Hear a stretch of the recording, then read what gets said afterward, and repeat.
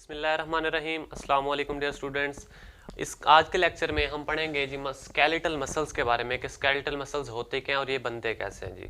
Previous lecture में हमने ये पढ़ा था कि यानी कि हमारे पास कितनी तरह के यानी कि मसल्स होते हैं। तो हमने पढ़ा था कि हमारे पास 3 तरह के मसल्स होते हैं।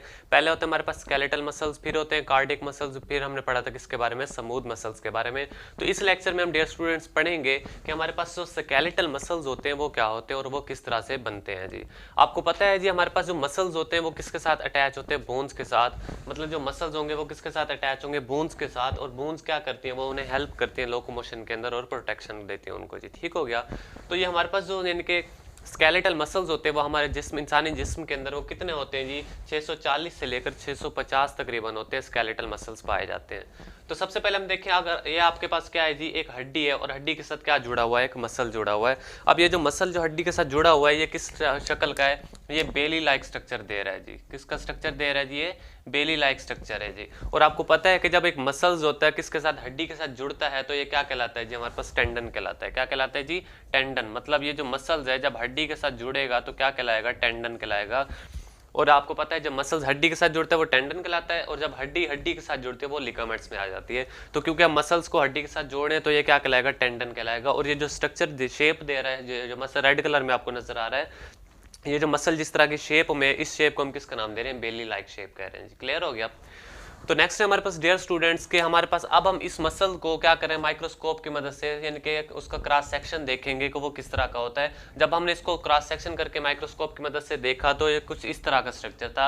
ये आपके पास क्या जी, एक मसल है जी। और उसके यानी कि मसल जो होता है, इस मसल के बाहर की तरफ एक प्रोटेक्टिव लेयर होती है। जैसे यानी कि आपको पहले भी कई बार बता चुके हैं, जैसे आपके किडनी हो गए उसके बाहर एक प्रोटेक्टिव लेयर हो गई। ठीक हो गया। इसी तरह इनके जैसे मसल्स होते हैं उसके बाहर भी एक प्रोटेक्टिव लेयर होती है जो कि मसल्स को किसी भी तरह के इनके कोई चोट वगैरह हो गई, ठीक हो गया, इन तमाम चीजों से क्या करती है, बचाती है जी। ठीक हो गया। तो इसके बाहर वाली जो ये इनके प्रोटेक्टिव लेयर होती है उसको हम किसका नाम दे रहे हैं, एपीमाइसियम का नाम दे रहे हैं जी। ठीक हो गया। मसल की जो बाहर वाली लेयर है जो उसको प्रोटेक्ट कर रही है उसको किसका नाम दे रहे हैं, एपीमाइसियम का नाम दे रहे हैं। अब ये जो मसल है, मसल के अंदर क्या पाए जाते हैं, मसल के बंडल्स पाए जाते हैं बहुत सारे, आपको गोल नजर आ रहे हैं। अब जब हमने इसके एक मसल को माइक्रोस्कोप की मदद से देखा, इसका क्रॉस सेक्शन, तो ये कुछ इस तरह का था। अब ये इनके अब हमने इसको क्या किया, एक मसल बंडल को हमने निकाला है। अब ये हमारे पास पूरा मसल था, उसमें से हमने एक मसल बंडल को निकाला है। ये मसल बंडल है जी हमारे पास। अब सेम इसी तरह जो मसल बंडल होते हैं उनके बाहर भी एक प्रोटेक्टिव लेयर होती है, उसको हम किसका नाम दे रहे हैं जी, पेरीमाइसियम का नाम दे रहे हैं। क्लियर हो गया। अब ये जो हमारे पास इनके ये जो मसल होते हैं, मसल के जो बंडल्स होते हैं, इनको हम किसका नाम दे रहे हैं, दूसरे नंबर फैसिकुलाई भी इनको नाम हम देते हैं जी। अब ये जो मसल का बंडल है इसके बाहर जो प्रोटेक्टिव लेयर होती है, आउटर लेयर होती है, उसको हम किसका नाम दे रहे हैं, पेरीमाइसियम का नाम दे रहे हैं। अब हम जब हमने मसल जो बंडल होते हैं जब उसको हमने इनके माइक्रोस्कोप की मदद से देखा तो कुछ इस तरह का स्ट्रक्चर देते हैं। अब ये वाला जो स्ट्रक्चर है ये क्या कहलाते हैं जी, ये मसल सेल होते हैं या मसल फाइबर्स होते हैं जी। ठीक हो गया। अब ये हमारे पास क्या है जी, एक मसल फाइबर है, यानी कि मसल्स का जो सेल होता है या मसल का फाइबर होते हैं, ये मिलते हैं तो क्या बनते हैं जी, मसल बंडल बनता है। और जब मसल बंडल मिलते हैं तो क्या बनता है, पूरा मसल बन जाता है। अब ये जो हमारे पास मसल का सेल है इसके बाहर भी सेम उसी तरह एक क्या होती है, प्रोटेक्टिव लेयर होती है, आउटर कवरिंग होती है, उसको हम किसका नाम दे रहे हैं जी, एंडोमाइसियम का नाम दे रहे हैं। क्लियर हो गया। मसल के बाहर जो होती है वो एपीमाइसियम होती है, मसल बंडल्स के बाहर जो होती है वो पेरीमाइसियम होती है, और जो मसल सेल के बाहर होती है वो एंडोमाइसियम होती है। ये बाहर वाली प्रोटेक्टिव लेयर हो गई।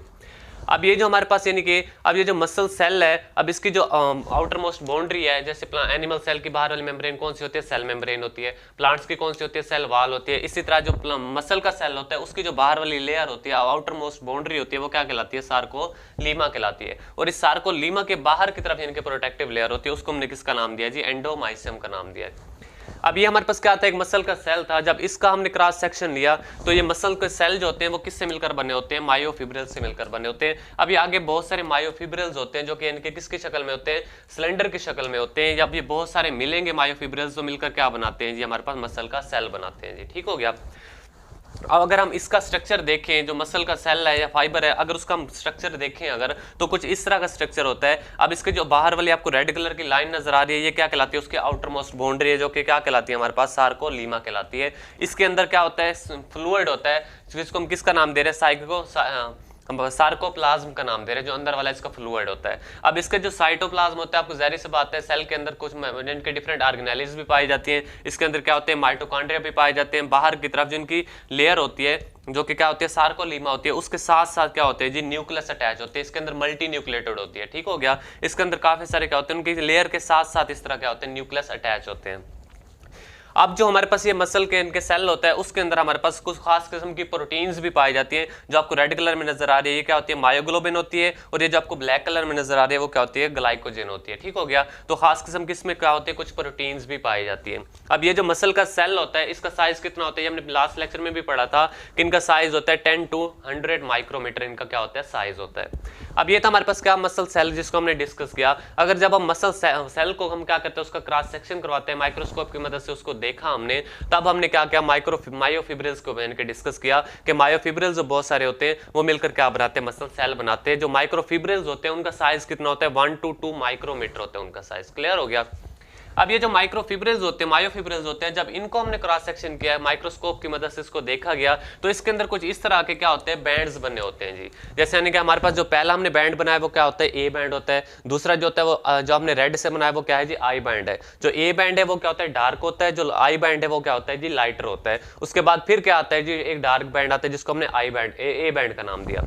अब ये हमारे पास 3 बैंड हो गए। अब इन तीनों बैंड के दरमियान में एक जगह होती है जिसको हमने किसका नाम दिया, एच जोन का नाम दिया जी। अब एच जोन के बाद दोबारा से क्या आएगा, एक डार्क बैंड आएगा। फिर उसके बाद क्या आएगा, एक लाइट बैंड आएगा, जिसको आई से इनके लिखा है हमने। फिर आई के बाद, फिर लाइटर के बाद एक फिर डार्क आएगा, जिसको हमने किसका नाम दिया, ए बैंड का नाम दिया। अब ये इस तरह से हमारे पास बैंड होते हैं। आई बैंड क्या होता है, डार्कर होता है, और ए बैंड क्या होता है, डार्कर होता है, और आई बैंड क्या होता है, लाइटर होता है। अब ये जो हमारे पास आई बैंड है, इसका दरमियान से अगर इसको हम इनके क्रॉस सेक्शन इसका करें, जो दरमियान से इसको काटते हैं, तो दरमियान वाली लाइन क्या कहलाती है, जेड लाइन कहलाती है। इस आई बैंड के दरमियान वाली लाइन भी जेड लाइन कहलाएगी, इस आई बैंड के दरमियान वाली लाइन भी क्या कहलाएगी, जेड लाइन कहलाएगी। और जो दो जेड लाइन होती है, इन दो जेड लाइन के दरमियान की जगह जो होती है वो क्या होती है जी, एम लाइन होती है, जिसको इनके हमने इस दरमियान से यानी कि एच जोन के दरमियान से जब गुजारा, दो जेड बैंड के दरमियान में जो इनके स्पेस होती है, उसको हमने किसका नाम दिया, एम लाइन का नाम दिया जी। ठीक हो गया। अब ये जो हमारे पास इनके, ये हमारे पास जो इनके बैंड्स हैं, हमारे पास डिफरेंट किस्म के लाइट और डार्क बैंड्स हैं। अब इनमें दो तरह के हमारे पास क्या होती है, प्रोटीन्स भी पाई जाती हैं। अब जो हमारे पास जेड लाइन के पास प्रोटीन होगी वो कौन सी होती है, एक्टिन प्रोटीन होती है। जो यहाँ पर हमारे पास इन दो इनके दो जेड लाइन के दरमियान में फिलामेंट्स की शक्ल में, सिलेंडर की शक्ल में जो इनके थिक प्रोटीन होती है, वो कौन सी होती है, मायोसिन होती है।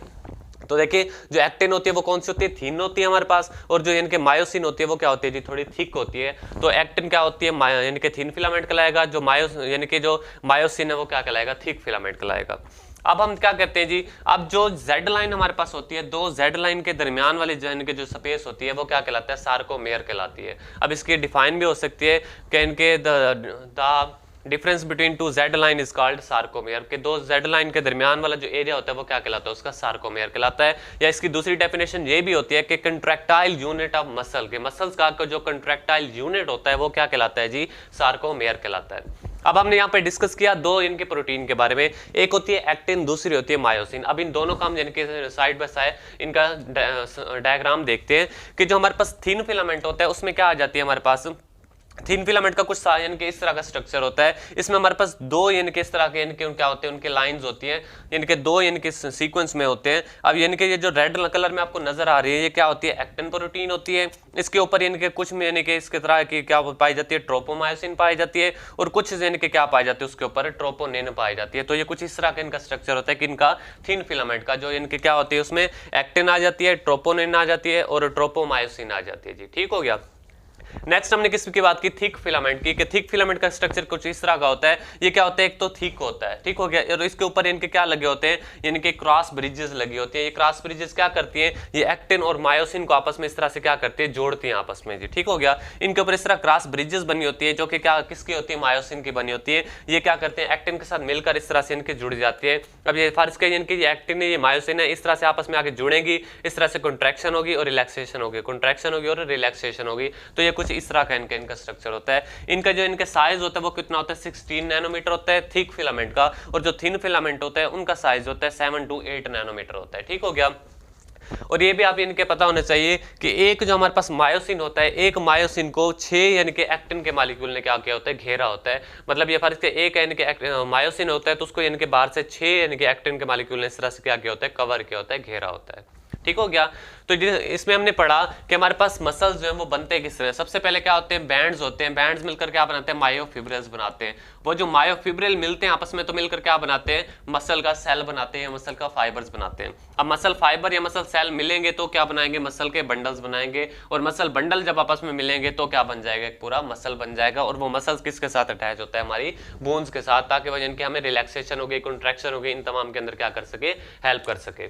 तो डियर स्टूडेंट्स, ये था हमारा आज का लेक्चर जिसमें हमने पढ़ा कि स्केलेटल मसल्स होते क्या हैं और वो यानी कि किस तरह से मसल की फॉर्मेशन करते हैं और उसमें कौन कौन से बैंड्स पाए जाते हैं, कौन सा हमारे पास एक्टिन, इसमें दो तरह की प्रोटीन्स पाई जाती है, एक होती है एक्टिन प्रोटीन, दूसरी होती है मायोसिन प्रोटीन। ठीक हो गया। इन दोनों का फिर हमने स्ट्रक्चर देखा, हमने मसल का जो सेल होता है उसका स्ट्रक्चर देखा। डियर स्टूडेंट्स, यहाँ तक अगर आपका कोई क्वेश्चन हो तो कमेंट्स में जरूर पूछिए, और अगर आपको वीडियो अच्छी लगी है तो हमारे इनके चैनल को सब्सक्राइब शेयर जरूर कीजिए। तब तक के लिए अल्लाह हाफिज़।